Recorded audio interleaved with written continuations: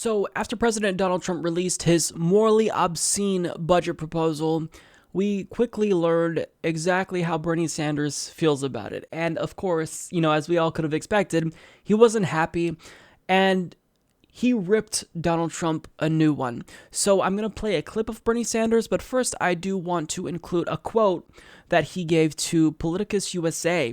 He states the Trump budget introduced today is morally bankrupt and bad economic policy. During the campaign, Donald Trump promised that the wealthy would not get a tax break and that Social Security, Medicare, and Medicaid would not be cut. But his budget does the exact opposite of what Trump pledged to the American people. Meanwhile, at a time when the U.S. spends more on defense than the next 12 countries combined, the Trump budget calls for a massive increase in military spending, paid for by cutting $57 billion in domestic spending from the bipartisan budget agreement that was signed into law just a few days ago. This is a budget for the billionaire class, for Wall Street, for corporate CEOs, for defense contractors, and for the wealthiest people in this country. It must be defeated. Now, during a budget committee meeting, he took even more shots at it in front of Mick Mulvaney, and this is what he had to say. Director Mulvaney, tell me about the morality of a budget which supports tax breaks for billionaires, throws 32 million people off the health insurance they have, resulting in the deaths of tens of thousands of fellow Americans. Do you really think this is something that we should be doing in the year 2018? Actually, I don't think it's something that we're actually doing, Senator. Again, I'm not familiar with the article that you've mentioned. My guess is that it references the CBO report regarding various Republican proposals to repeal and replace Obamacare. I do remember one of the major points of contention regarding the way the CBO scored the proposals was that it would assume that several tens of millions of people would be, to use your terminology, kicked off of health insurance by the repeal of the individual mandate. And when we drilled down into that, Senator, what we found was that the CBO assumed that if we got rid of the individual mandate, that millions of people would voluntarily give up Medicaid expansion. Mr. Director, I apologize. We just don't have a whole lot of time. This is not the answer your question. No, and I understand the individual mandate. This goes beyond. You're proposing a cut of over $1 trillion in Medicaid. And independent analyses have indicated we can argue about, nobody knows for sure. Is it 25 million people going to be thrown off? 30 million? I don't know, to be honest with you. You don't know. But what we do know is when you throw tens of millions of people off, they will die. Some of them will die. Studies show that thousands of them will die. And I would just suggest that in the United States of America, the only major country not to guarantee health care to all people, we should not be making a very bad situation worse by throwing tens of millions of people off of health insurance. Let me ask you another question.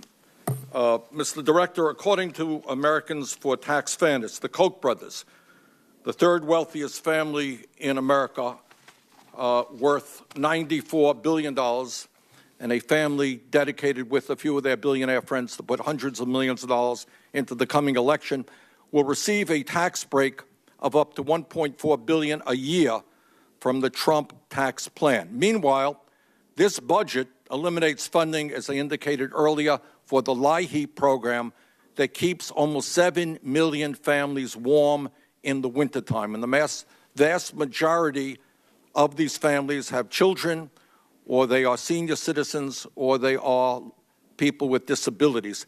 Explain to me the morality of a process by which we give the third wealthiest family in America, a major contributor, I might add, to the Republican Party, over $1 billion a year in tax breaks, and yet we cut a program which keeps children and the elderly warm in the winter. Here's the morality of the LIHEAP proposal, Senator. 11,000 dead people got that benefit the last time the GAO looked at it. That's not moral. To take your money, to take my money, to take the money from the people that 11,000 people got it who shouldn't have. Correct that. But 7 million people get the program. To say that 11,000 out of 7 million, deal with that. I agree with you. All 50 states now have individual programs designed to prevent the cutoff of utilities either during the summer in the South or the winter in the North, which is exactly what the LIHEAP program was originally designed to do. Mulvaney, when it gets 20 below zero, I come from a state which tries to do its best. Vermont and other states around this country, including Wyoming, don't have the resources to keep people warm when it gets 20 below zero. You have just created a situation, not you, the president must take responsibility for this budget, created a situation where people will go cold, some may freeze to death, and that is not what we should be doing in America. So, of course, as usual, everything that Bernie Sanders says here is correct. I don't know how else to describe this budget other than saying it's grotesque.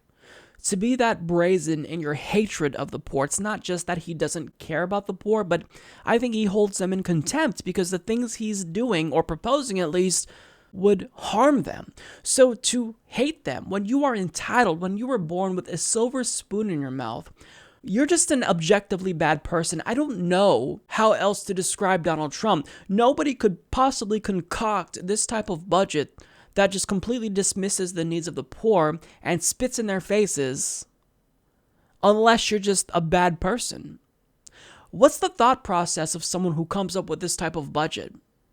Who puffs up the military budget unnecessarily when it should be cut in half, if not more, and then cuts spending programs or cuts programs that we buy into, like Social Security, cuts healthcare programs like Medicare, Medicaid. How can you do that? How can you propose with a straight face death spending as opposed to spending on healthcare that would save lives? This is where our priorities lie in this country.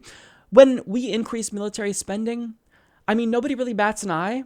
We don't talk about the human cost in addition to the just monetary cost. I mean, what he's doing abroad in these countries in the Middle East and North Africa, he's killing people.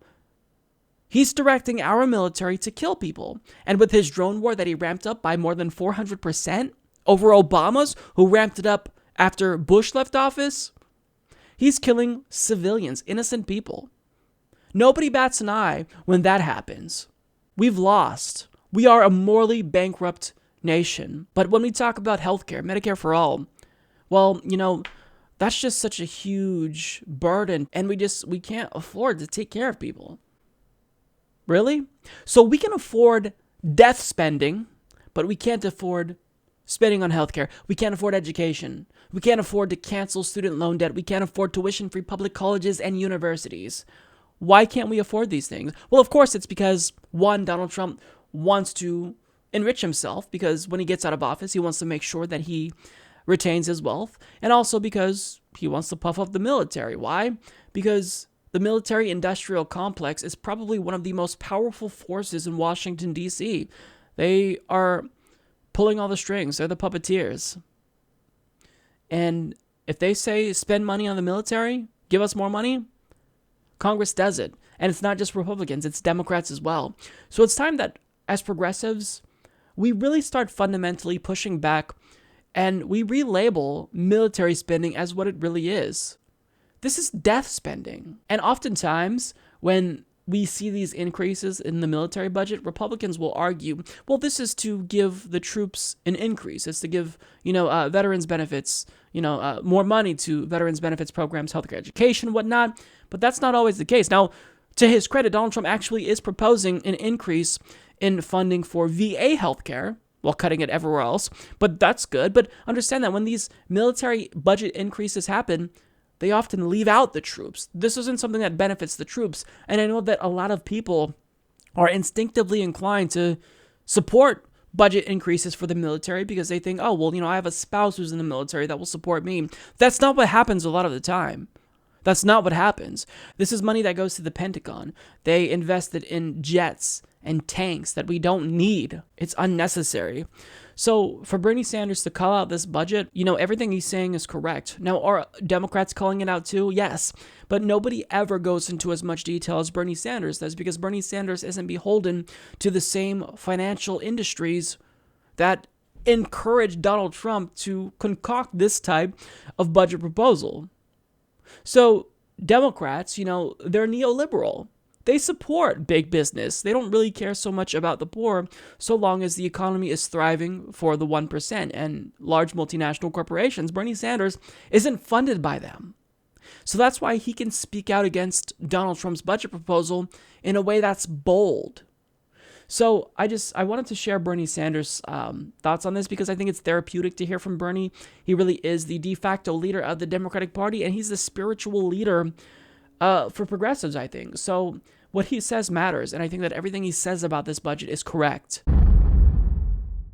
Support this podcast by becoming a patron at patreon.com/Humanist Report.